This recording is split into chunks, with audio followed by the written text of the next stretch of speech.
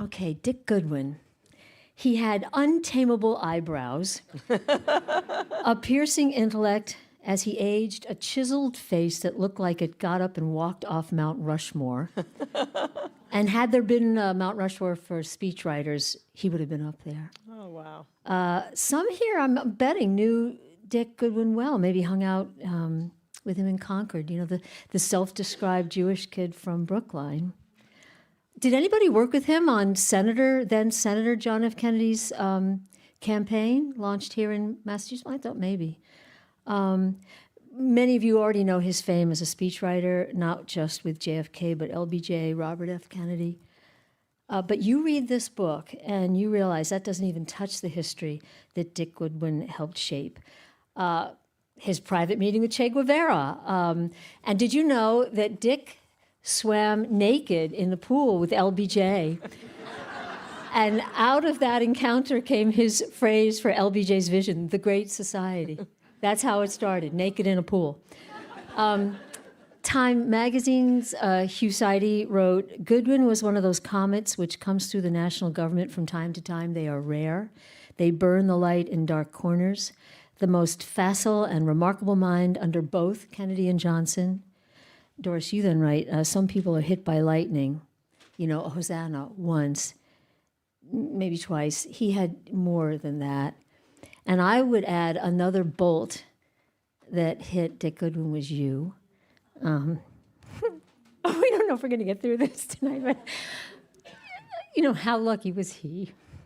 Because he married and loved just about the best historical biographer anyone could have. And so here we have this book, which we just found out is #1 on the New York Times bestselling list.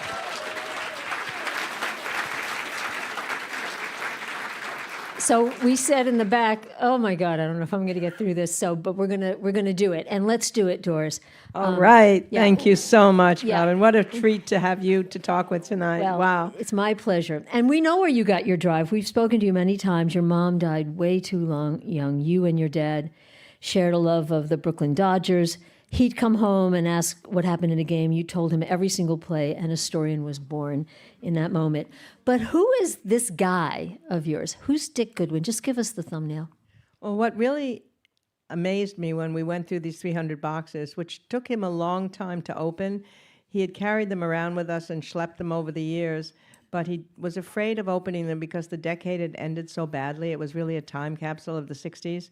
He was with Robert Kennedy when he died. Martin Luther King had died. There were riots in the cities, campus violence. So finally, when he turned 80, he decided, he came down the stairs one day.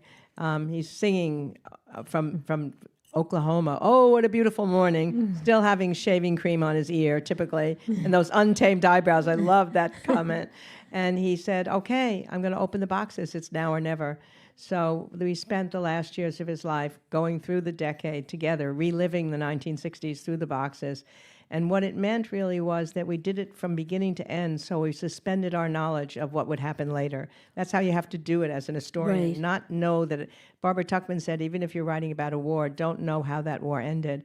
And I found out even more than I knew that he was like Zelig in the 60s. When you say, who was he, where was he? He just seems to be everywhere where you'd want somebody to be, starting out with John Kennedy on the plane, the Caroline, that carried him crisscrossing across the country. He's a young speechwriter under Ted Sorensen in the Kennedy White House, working on Latin America, working on civil rights. He's in the White House the night that the body is brought back from Texas, and he helps Jackie to get the eternal flame. He then goes and works for LBJ, becomes his chief speechwriter, does all the great speeches that LBJ and he worked on together on civil rights.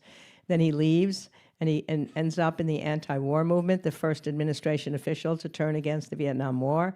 Then he works with Bobby Kennedy and becomes his closest friend. But then when Bobby doesn't run for the race against President Johnson, he goes up to New Hampshire with his typewriter and decides that he'll work for Gene McCarthy. He's there in the New Hampshire primary, but he told McCarthy all along that if Bobby entered, he'd have to go back with Bobby, which he does. And then he's in the Bobby campaign until Bobby dies. And as I said, he was with him in the hospital when he died. And then he goes to that tumultuous Democratic convention and is in charge of the peace plank. So he's sort of everywhere in the 60s. When you have a time capsule, you know, you'd sort of say, there's Dick Goodwin. How did he end up there in every place along the way? It is pretty amazing. So there's sort of the frame we're hoping to fill out over the course of our talk. But I just want to flesh out the beginnings a little bit. As we said, grew up in Brookline in a family that struggled financially. Tufts, then Harvard. But even as a young person, really adamant about social justice. He was in a rent control fight in Boston. He left Harvard, enlisted. He put aside his deferment, enlisted, so he served overseas. You find all these letters home to his parents, home to one of his best friends, all this kind of fleshing out of who this guy was. Even as a really young man, he's writing these letters, quoting Goethe and Steinbeck, and he just had this, how would you characterize it, this bright mind. Yeah, it's interesting. I always used to say to him, I'd love to have known what you were like when you were young. He was 12 years older than me. And I said, would I have fallen in love with you? What were you like when you were 20? And he kept saying, I don't know what I was like when I was 20. I was too busy being 20 to remember what I was like when I was 20. But then I was so happy to find that he had written 50 letters to this best friend of his from Tufts. And the friend became a novelist, and they wrote to each other like they really wrote to each other. They knew they were writing well to each other, and gave those letters back to Dick before the friend died. And so through those letters and through the letters he wrote to his parents, which his mother had saved, I saw what he was like as a young guy, and I think I would have fallen in love with him. Oh, there's I no did. question. Really? Yay. I mean, the way that he wrote and the things that he was curious about, but he does come back from serving. He goes to law school, and I think we have a picture. You, in finding this picture of him, I think number one in the law school at Harvard, who's in that picture? Yeah, look at that picture. So that's 60 Well, he's in the middle. guys. He's in the middle holding the baton, 60 guys on the law review, and 2 women. If you look on one side, it is Ruth Bader Ginsburg, and on the other side is a woman named Nancy Boxley. Yeah. And what happened when I found this picture right after I had read a letter that he had written to his friend George saying that now he's about to be a third-year student. The law firms all over the country are competing for him. It's a real burden of choice to decide where to go. He could go to any law firm, or he could get a stipend, or he could clerk for a justice on the Supreme Court. I just don't know about making the right choice. And I went running into him when I found this. I said, what? This is maddening. She couldn't even get, Ruth Bader Ginsburg couldn't even get an interview for a law job. And you are having a burden of choice. He says, not my fault. It's not my fault. And anyway, so then, as we know, the extraordinary thing about Ruth is that even though the doors were closed to her at the beginning, she spent her life opening doors for other women, and then eventually becomes a Supreme Court justice. So it all worked out. But I decided I would want to meet the other woman, Nancy Boxley, who lived in California. So I went to see her. We had lunch. She was still beautiful, 85, 86 years old. And she told me her story that she actually did get a job that first summer between her second and third year. And then she got married, though, and had a baby. And as soon as she got pregnant, then they told her that she could no longer work in the firm. The clients would be embarrassed by it. But then she told the story that 30 years later, she came back to Harvard for a reunion, and she went to a contracts class, and the teacher was wearing a short skirt, boots, and was pregnant. So progress had happened.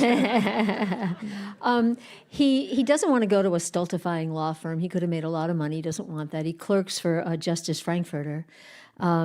He, again, after that, forgoes the big salary at a firm, takes a job with the House Subcommittee on Legislative Oversight. They oversaw the FCC. And here's where he uncovers the quiz show scam behind the TV show $64,000 question. He's about 20-something. Yeah, exactly. And he becomes friends with, was it Charles Van Doren, who was, remember, some of us, he was the sort of sophisticated guy who kept winning, and he turned out to be a complete fraud. Later in life, Dick writes the book Quiz Show, and Robert Redford makes the movie Quiz Show based on that book. I'm reading this and I'm thinking, no, we're not even out of our 20s yet. And already he's done that. And by the way, you're 12 years younger, having a crush on Charles Van Doren, watching this. And your future husband is the one who takes him down. No, he was so handsome and he was so smart, Charles Van Doren. His father was a literary figure, a professor at Columbia. It was a sad story, actually. Yeah. He just got caught at first they just started giving him the questions ahead of time, and he said, I don't want the answers. But then, of course, then he got the answers. And the whole thing, if you may remember, the $64,000 question in 21, they'd be in these isolation booths, and they'd be sweating, and then finally come to the answer. And I remember when the movie was finally made, Redford said to Dick, what did you think of the movie? He said, how could I not love it? I'm the moral center of the movie. I'm played by a handsome young guy. It's the best. Well, that's like in page 20 of this book, and we haven't even gotten to where we're going. So let's skip ahead. Ted Sorensen, Senator John Kennedy's top aide, is looking for a speechwriter. JFK is going to run for president. He asks Dick to submit something. A speechwriter is born. Of course, Kennedy wins. They go on to the White House. Now, let's just take a second here to set up a storyline here. So Dick Goodwin, fell in love, as many did, with JFK.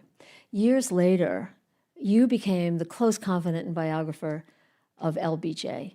There's some tension. I mean, you in this ridiculously sublime, loving marriage that you have. This is a point of tension because you were either in one camp or the other. So just set that up. Don't tell us how it ends at the end of the unpacking of these 300 boxes. And by the way, she mentioned these 300 boxes. They are packed to the brim. You would give your right arm for one slip of paper from these boxes. They're letters and cards from some of the most famous people in modern American history. There are the boxes.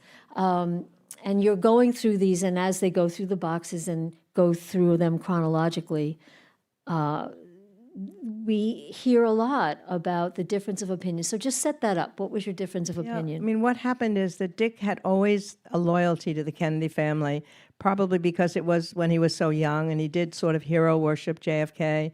But also he'd gotten really close to Jackie Kennedy and then eventually became so close to Bobby, so that he brought that into our going through the boxes. But more importantly, I had an equal loyalty to Lyndon Johnson because that was the beginning of my career as a presidential historian. I was selected as a White House Fellow when I was only 24 years old. I went down to Washington to have a dance at the White House in our selection, and Lyndon Johnson danced with me, not that peculiar. There were only 3 women out of the 16 White House Fellows. So he danced with all 3 of us, of course, but he whispered that he wanted me to be assigned directly to him in the White House. But it wasn't Hold to on be one that second. simple. I'm just going to say I have such sympathy for you because I live with a guy who has a diabetes sensor, and it goes off like that all the time. I don't know what yours. Yeah, and it goes off like. So what we do when we're like in Whole Foods or something is I just say, backing up. We're backing up here, and we back up. So I have sympathy for you. Is it all set? Go, okay. Don't worry. We won't worry nonetheless. We know you're okay. Yeah, as long as we know you're okay. So anyway, I'm dancing with Lyndon Johnson, to go back to that. And he whispers he wants me to work directly for him in the White House, but it wasn't to be that simple because in the months leading up to my selection, like many young people, I was active in the anti-Vietnam War movement. So many echoes of this coming out today with these campus protests. And a friend of mine and I had written an article about the need for a third-party candidate to challenge Lyndon Johnson. We sent it to the New Republic. We heard nothing. We weren't published. The dance happens. 2 days later, the article suddenly appears with the title, How to Remove Lyndon Johnson from Power. So I was certain he would kick me out of the program. But instead, he said, bring her down here for a year, and if I can't win her over, no one can. So I ended up working for him in the White House and then accompanying him to his ranch later to help him on his memoirs. So my loyalty was to Lyndon Johnson. Well, I have to say, Doris, you also helped the rest of us see what a tragic figure he truly was. He had been demonized in the 60s, and in part by the Kennedy followers, for whom no one could follow JFK after that horrible death. So here is the schism in the Kearns Goodwin household. And we just want to, you literally made a deal at the beginning. You shook hands on it. Let's just go through and see how we feel at the end. So this brings us to Dick is working with JFK, and right after the inauguration, he goes to check out his, and what is he, 26? He was born in 31, so yeah, he's 30. He's just not 30. even 30. He'll be 30. He's 29. 29. He's going to check out his office, in the White House, and there is JFK checking out his, the Oval Office. It's just the 2 of them. And this is such a lovely moment. JFK turns to his new young speechwriter and says what? He says, "Did you see the Coast Guard contingent in the inaugural parade?" Dick could hardly remember anything. The inaugural parade was so long, it was so cold, it was freezing, and nobody was wearing a coat because John Kennedy wasn't wearing an overcoat. So he just couldn't wait till it was over. So I don't know. And John Kennedy said, "I saw that parade contingent. There wasn't a black face among them. We must do something about that." So that was Dick's first assignment. He was so excited. He ran up to his office. And then he thought, where is the Coast Guard? What does it do? It's in the Treasury Department. So he called the Secretary of the Treasury, Doug Dillon, told him what was happening. They did indeed do an evaluation. They found out there had never been a black academy graduate. There were very few blacks in so many parts of the federal government. And so the first black was allowed into the academy. He became an honor student, and his name was Merle Smith. And he went to Vietnam, became an honored Bronze Star graduate, became a law professor at the university, at the academy, and I was able to interview I followed the stories that we weren't finished with. I was able to interview, after Dick died, his widow, and she taught me about what it was like to be a trailblazer. It was not easy. I knew Jackie Robinson as a trailblazer, and then I understood his problems even more by listening to Merle Smith, but he led a really honorable life. So that was the beginning. The other funny story that happened after that was he took Dick into the Oval Office to show him around, and there were pockmarks on the floor, and he said to Dick, "What do you think they are?" Dick thought, what could they be? Were they microphone testing? Who knows what it was? It turned out that Eisenhower put his golf shoes on to go and putt on the little thing outside, and then he made pockmarks on the floor. And then John Kennedy says to him, "Well, we all have our own means of relaxing. At least mine won't leave pockmarks on the floor." Well, he was able to take not just JFK's idealism and his vision, but his way of speaking. You know, this is what a speechwriter does. It has to be in his way of speaking, the staccato in that case, and get across in so many speeches his vision.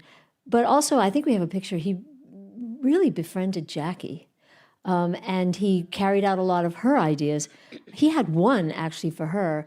This was what an evening this must have been. Every living Nobel laureate was invited to a dinner, and this was Dick's idea. Tell us about this. He wrote a memo to Jackie just saying, "Why don't There we he have is a with dinner?" Jackie. This Yeah. is one of his favorite pictures, nonetheless. You can well imagine it hung on the wall and for a long, long time.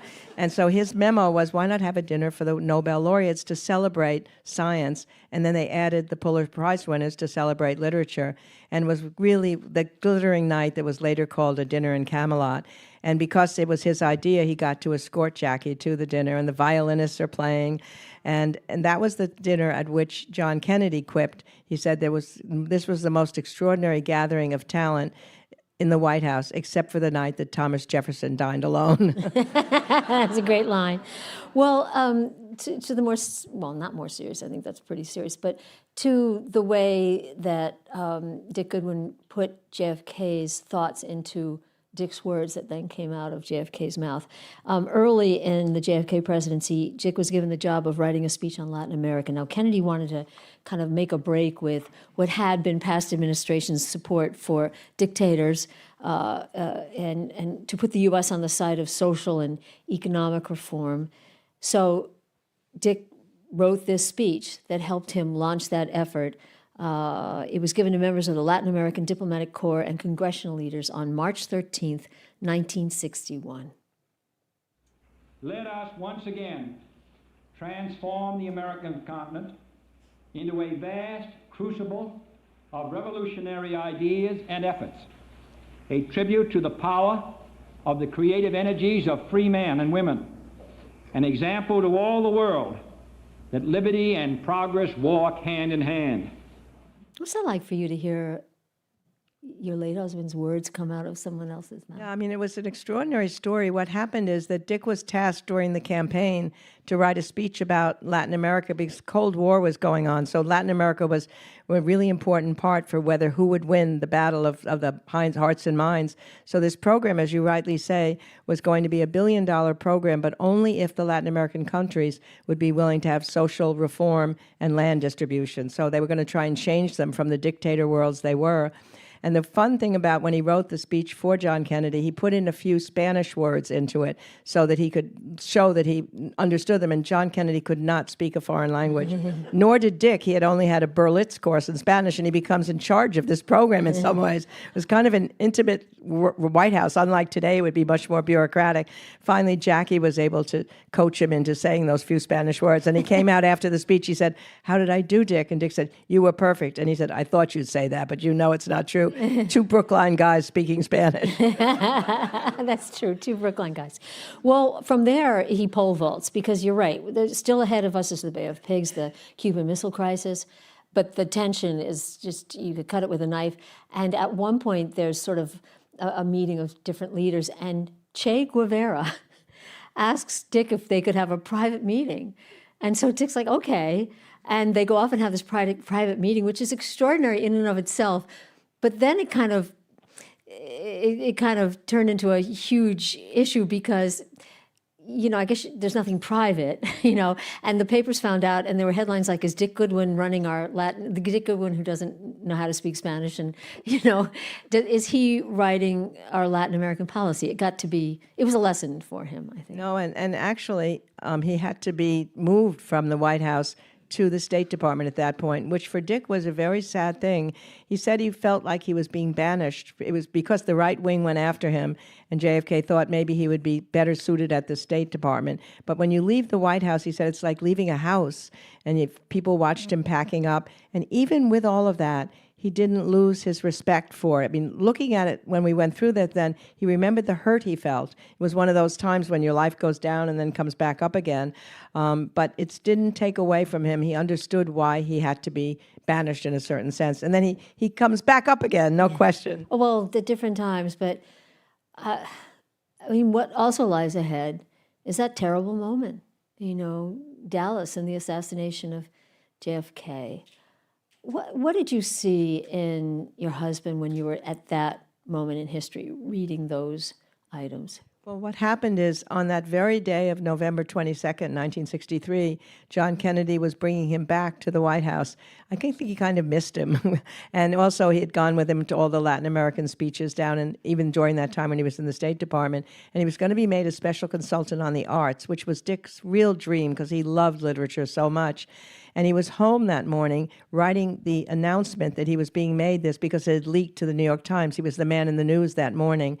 And so he hadn't heard anything that happened. He called the White House that afternoon to say, I've got it ready, the statement.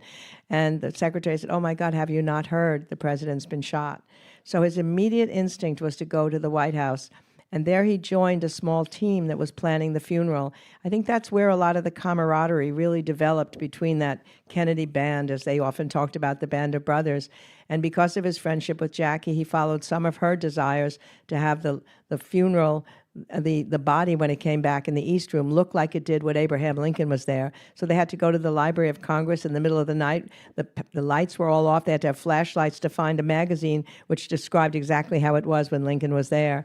And then he was in charge of getting the eternal flame for the gravesite. Yeah. He just was there in the middle of something that mattered, and that team became even closer to each other because of that. And it became harder for LBJ to enter the scene, and he does. And Dick becomes the person who puts his vision into words. And he brings some of that resentment. But boy, this is where I'm so glad you wrote this biography, because again, you were the one who showed us how much LBJ really cared about civil rights. What's the name of the school that he taught in as a Catula? Catula. He taught largely Mexican kids in a school in Texas when he was a young man, and it took him with him. He really cared about poverty. He really wanted to do something that Dick then named the Great Society. Talk about the naked moment in the pool. So what happens, just to back up for a minute, the way Dick found out that how he had been brought over to LBJ was we were listening to the Johnson tapes. You know, Johnson had a button on his desk, so whenever he was having a conversation he wanted to record, he could press it, and they recorded. So one of the conversations was recorded with Bill Moyers, his aide, and Bill Moyers and he are talking about the fact that Johnson says, I need a new speechwriter here, somebody who can put sex into my speeches, somebody who can put rhythm into my speeches, somebody who can use great Churchillian phrases. And Moyers says, well, the only one I know is Goodwin, but he's not one of us because he was a Kennedy. But actually, LBJ brings him over, and he does become the great speechwriter for LBJ. But what happens is about a month after he gets there, in April of 1964, Moyer says to him one day, the president wants us to go over and talk to him about his vision for the Johnson program, because he had already begun to get the Kennedy programs through, this tax cut and the civil rights bill was going through. So Dick said, so we're going to the Oval? He said, no, we're going to the White House pool. So they get to the pool, and there is Lyndon Johnson swimming up and down naked in the pool. And so they are standing there in their suits and ties, and he says, come on in, boys, come on in, boys. So they strip on the spot, and now 3 guys are nakedly swimming in the pool. Finally, they stop and go over to the edge and hang on, and Johnson then gives his vision of what he wants to be his vision of America. And it's got everything. It's extraordinary. Medicare, Medicaid, aid to education, civil rights, voting rights, NPR, PBS, National Foundation of the Arts. It's amazing what that program was all about. It was in his head. It was in his heart. It was his convictions. And so then they decide that they're going to have a speech a month later to lay out this program. And that's how you get a deadline for pulling together all the substance that the program would be. And then they have to decide what to call it. So somebody in the White House wanted to call it a better deal instead of a new deal. Someone else wanted the Glorious Society. But Dick tried out the Great Society in a number of small speeches, and it caught on. So he actually coined the Great Society. And the Great Society lives everywhere around us still today. Dick is so proud now to remember that. I am so proud to have been part of Lyndon Johnson, and we all should be proud that he was there at that time and became somebody domestically that we could really honor. One of the greats domestically. The war cut his legacy in two, but I'm glad that people are now beginning to rise and understand what he did. Before we get to the war, which cut his legacy in two, what a line. He also was the right man for the racial violence and disruptions that we were seeing that were a long time in coming. And after the Selma, March on Selma, and then the beating, I remember seeing the dogs and the fire hoses on the little kids. And after that, LBJ knew he had to do something. And I'm going to skip over to that speech. There were so many great, voting rights, civil rights speeches that Dick wrote. But this has come to be known as the We Shall Overcome speech. It's after these events of the marchers at Selma being beaten and everyone watching it on television. So I think we have a little of that. Let's listen.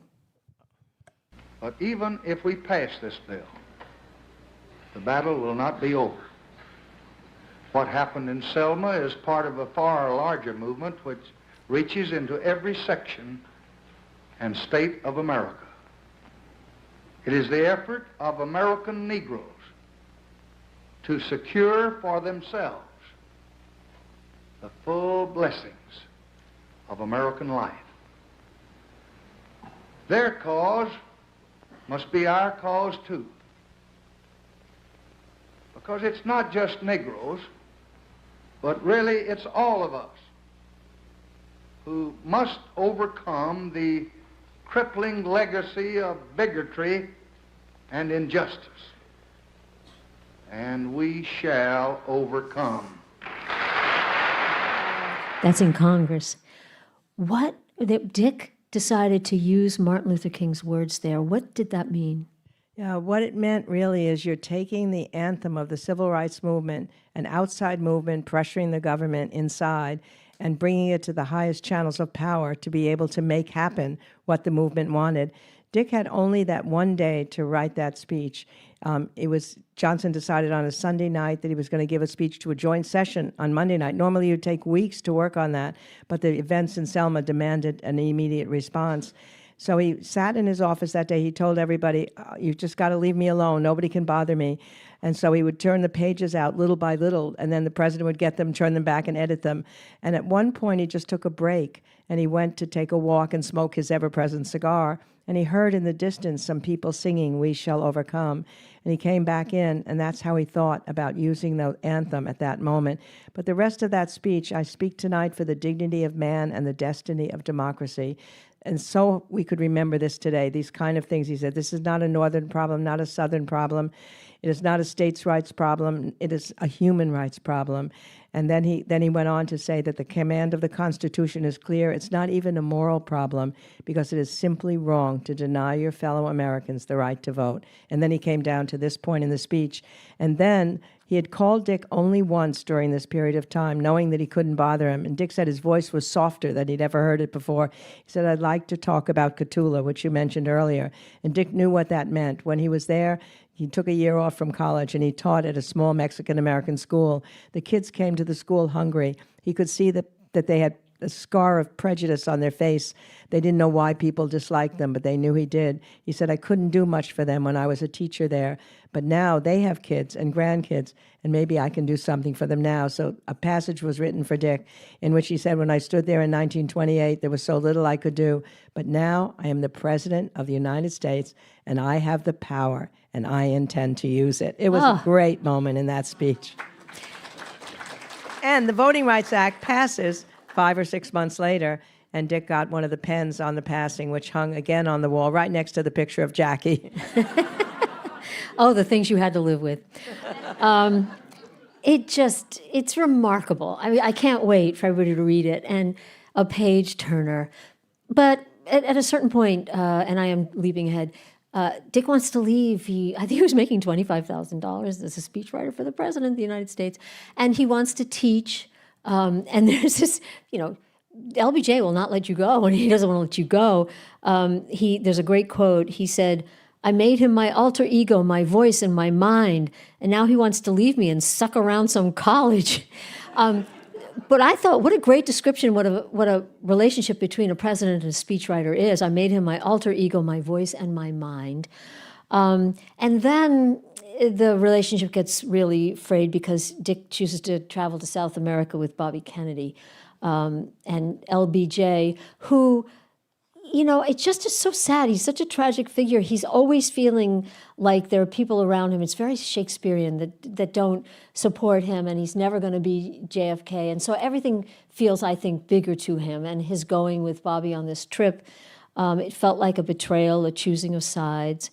He did bring him back to write the 1966 State of the Union, but then, he never saw LBJ again. At this point, just again, that thread that we spoke of earlier, and there he is with LBJ.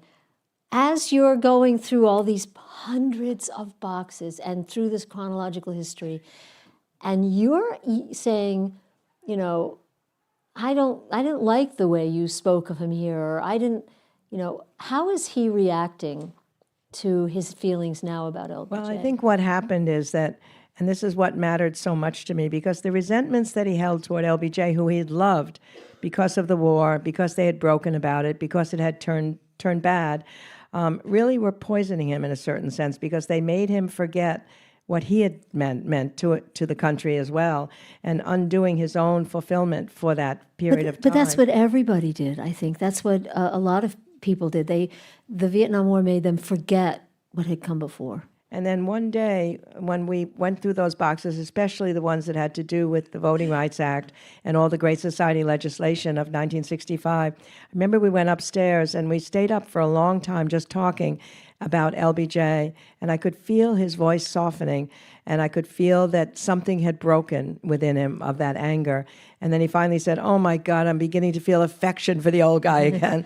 And it was an important moment, because I think it allowed him then to remember himself, what he did too, and not have it colored in a certain Yeah. sense by the war, so that we, and then meanwhile I had begun to feel even more, because of living with JFK when he was young, the inspiration that he provided, watching him as a young man and being awed in a certain sense by his learning how to speak well and how he grew as a candidate, how he made mistakes in the Bay of Pigs, but then corrected them in the Cuban Missile Crisis. So I was feeling better about him. So we came to realize that they were really two sides of the same coin, that neither one would have been what they were without the other. And it sounds like an intellectual thing, but it was more than that. It was an emotional coming together. And I think for both of us, it meant a lot. Well, and there would be harder times, too, that we haven't even gotten to. You alluded to them. But after he leads LBJ, I didn't know this. Dick joins the Eugene McCarthy crusade. This is a passionate group of college kids first. That was it, largely devoted to McCarthy's goal of ending the war in Vietnam. Cy Hirsch writes that Dick walked into their shared motel room in New Hampshire before the primary, dramatically drops his electric typewriter in a bed and says, "You and me and this typewriter kid are going to overthrow a president." I mean, he really was coming out against LBJ, the first from inside the LBJ team to do that. Johnson goes on, so beleaguered by the war, which he didn't start, and, he's trying to understand how to navigate this. He wants, the monies that he's sending to the war to spend on his great society. He wants to do the right thing for the American people and American troops. It just a terrible time. He comes up and makes a speech. I remember this too. He's making a speech, and you're kind of sitting there, and it's black and white, and you're watching it. And he's talking about with America's sons in the fields far away, with America's future under challenge right here at home, with our hopes and the world's hopes for peace and balance every day. I don't believe I should devote an hour or a day of my time to partisan causes, meaning the elections. And then he says, and I remember, what is he saying? "Accordingly, I shall not seek and I will not accept the nomination of my party for another term as your president."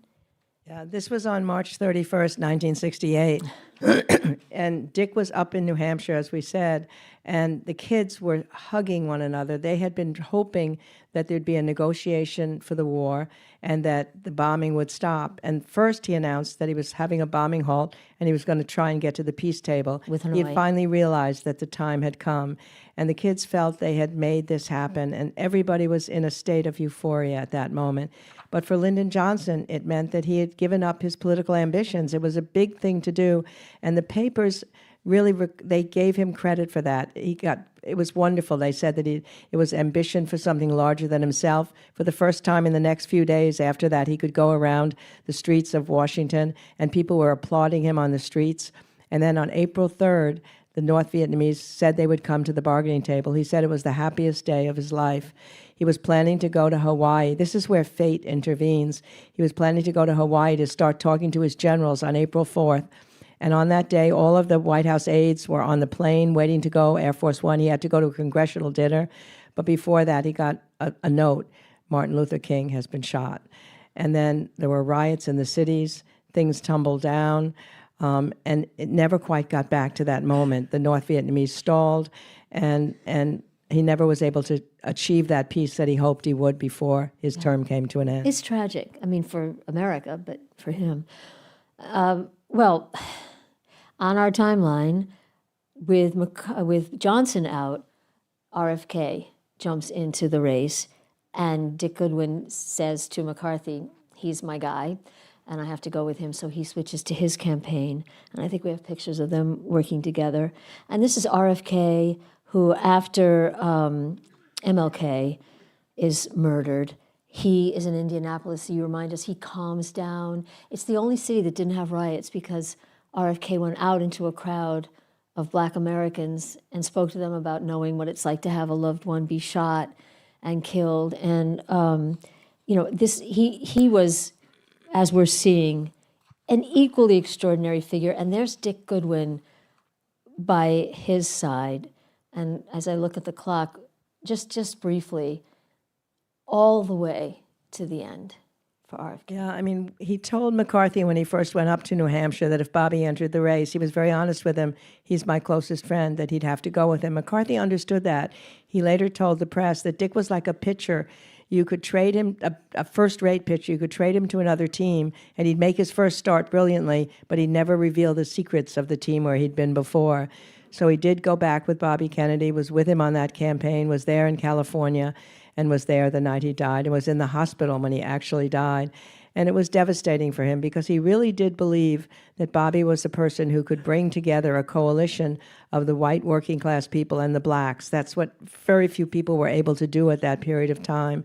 And he had become a deeper person after JFK died. He'd been somewhat judgmental as a young man, black and white things were, but he became more reflective, more involved with philosophy and science and astronomy. And Dick loved all those things. They shared a love of poetry and philosophy. And that, I think, really in a certain sense, when Bobby died, Dick's dream of what was possible in public life died for a period of time as well, even though he went on to write political manifestos, revolutionary things to change the structure of the society, the Electoral College, the way we did our redistricting, campaign finance. He became a real critic of the system itself.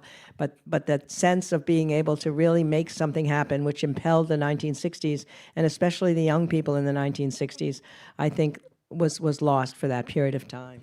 Well, but he had one other major contribution that we have to get to, and this is after the Supreme Court decided the Gore v. Bush case in Bush's favor, and it was Dick Goodwin who wrote Al Gore's concession speech. I think we have that, too.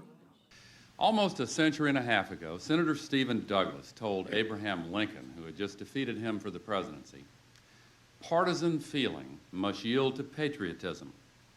I'm with you, Mr. President, and God bless you." Well, in that same spirit, I say to President-elect Bush that what remains of partisan rancor must now be put aside, and may God bless his stewardship of this country. What an amazing thing, right? I mean, when we think about the fact that the problem we're in today is because the former president was unwilling to accept the peaceful transition of power, and what we had, every other person of the presidency or the candidacy was willing to do that. And it hurts. It hurts when you've been fighting a campaign and you're disappointed your supporters. And in Gore's case, it was 31 days of waiting for that Supreme Court decision. But what he said was the Supreme Court has spoken and is the law of the land. And that's what we're dealing with right now. Will the rule of law be followed in what we're seeing ahead in the trials that we may or may not get to before the election? But I think about Carter spoke, and he said, "I promised you that I'd never tell a lie. The loss really hurts. It really hurts. But the people have spoken, and I respect that system." When Hillary lost, she said that we don't only respect the tradition of the peaceful transmission of power, we applaud it and we cherish it. So that's where we are in this country today, and he was very proud to be part of that moment, that Gore did the right thing, the decent thing, the dignified thing, and Gore will be remembered for that as well. Well, of course, and yet these are Dick Goodwin's words. Do we have speechwriters like that? We don't. Well, we have a presidential candidate now who we know he reads off a teleprompter. We know someone's writing something, but mostly it's off the cuff.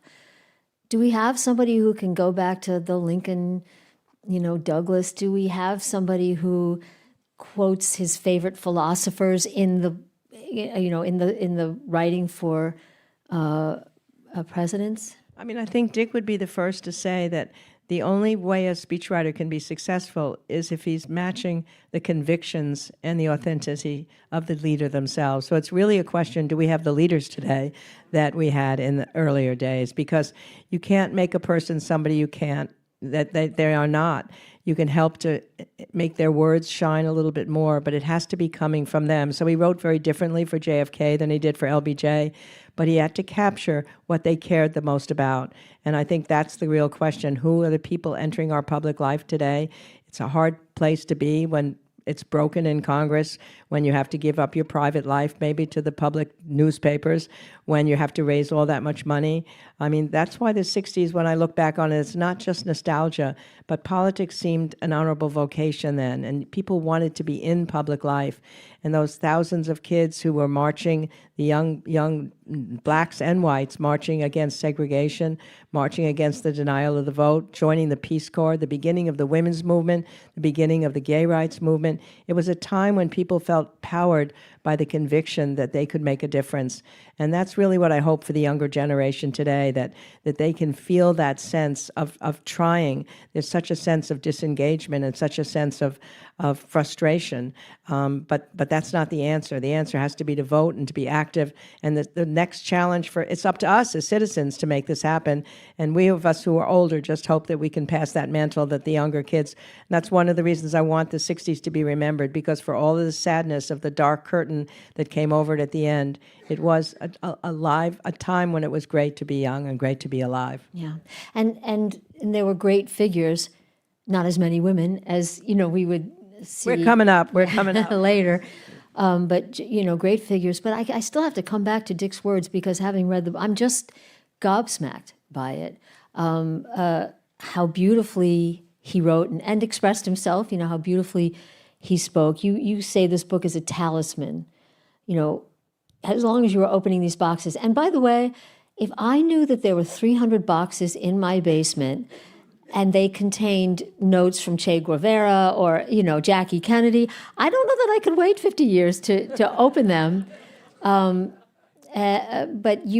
this was something that kept him alive, maybe? I really think so. I mean, in some ways, I remember one time he was teasing, he looked over, there was still a lot of boxes left, even when we got to the end of the 60s, because he had written a play about Galileo and Pope Urban VIII. He had written these LA Times columns. He had written a lot of things, and he was anxious to look at those as well. He said, I wonder who's going to win. Will the boxes end before me, or will I end before the boxes? And then that last year of his life, when he got the cancer that took his life, he woke up every day still with a sense of purpose to go through the boxes.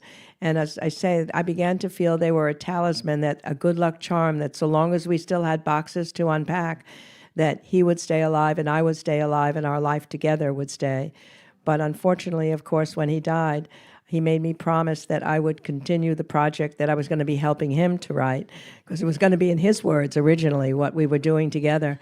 And it was hard. I wasn't sure I could do it. And then combination of moving from, I decided it was so hard to live in the house we had built together. It was a house of books. We had 10,000 books in that house, and every room had a different nonfiction room or a fiction room or a drama or poetry or literature. And we collected these books over this. This is one of the rooms in that house.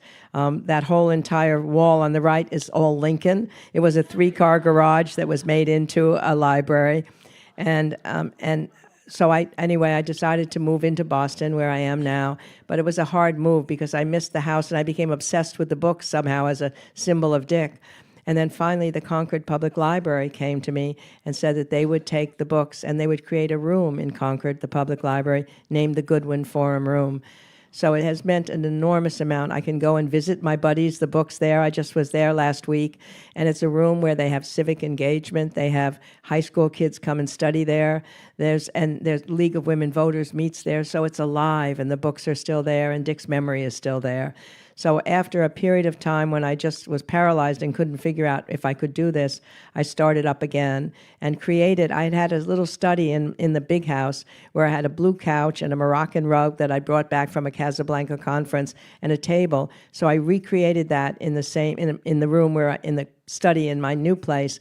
Just I felt the comfort of that little nook that I had and began to write and started off from the beginning and was able to finish the book. And I'd like to think he'd be proud that I had done so. Oh, I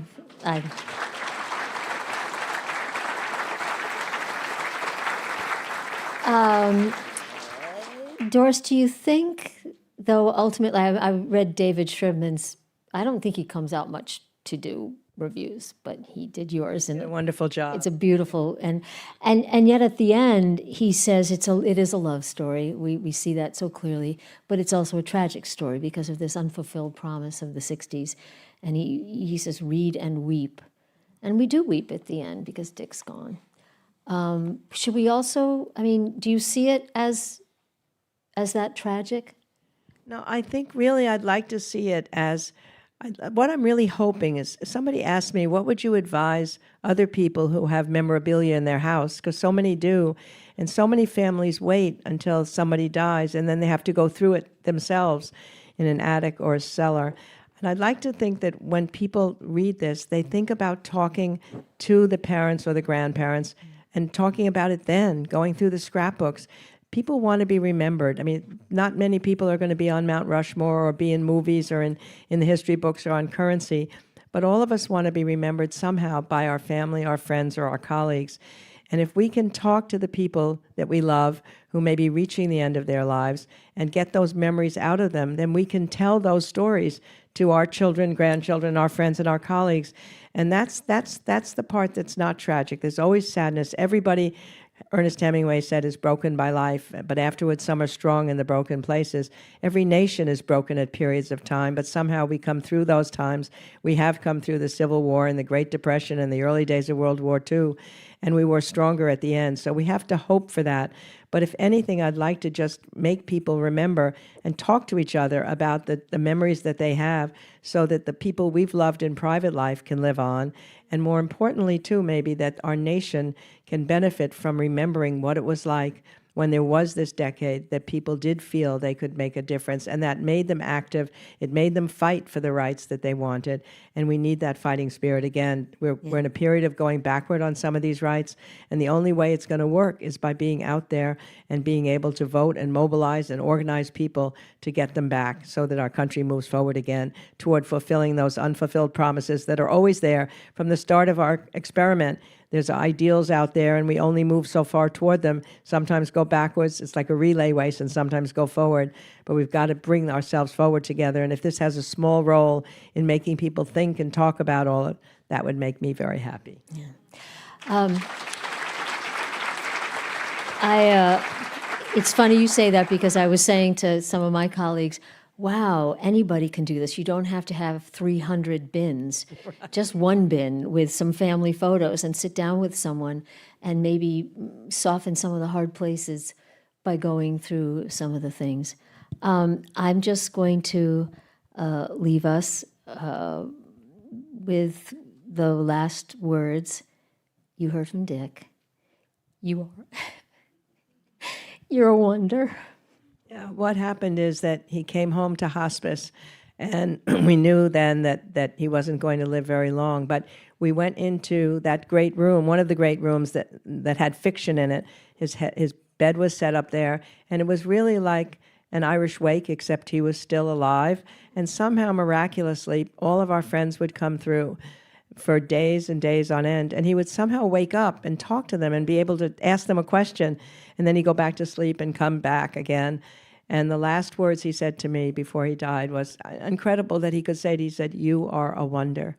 And how somebody could say that in the middle of it all, it's just something I will never forget. But it does mean that, that period of watching him in those last months and watching that last week made the peacefulness, it was a lucky thing. I know so many deaths may not be that way, but just peacefully slipping away with all the people who loved him around him. Yeah. That's what we all hope, I think, for ourselves. You are a wonder. Doris Kearns Goodwin. Thank you so much.